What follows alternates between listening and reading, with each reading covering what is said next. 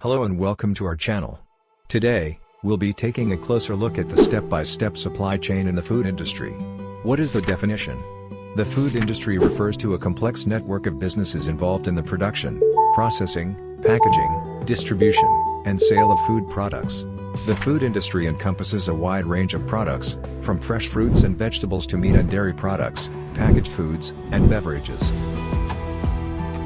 What is the supply chain process of food delivery? Everything begins with farming and harvesting. Farmers and growers work hard to produce crops and livestock, ensuring that they meet industry standards and are safe for consumption. Farmers use various methods such as irrigation, fertilization, and pest control to grow crops and keep livestock healthy. After the crops and livestock are harvested, they are transported to processing and manufacturing facilities. Here, they are processed and transformed into various food products, such as flour, meat, dairy, and beverages. This stage involves several processes such as cleaning, sorting, cutting, and packaging to ensure that the food products meet industry standards and are safe for consumption. Once the food products are manufactured and packaged, they are transported to distribution centers and logistics companies. The logistics and distribution process is crucial to ensure that food products are delivered on time, are fresh, and meet industry standards.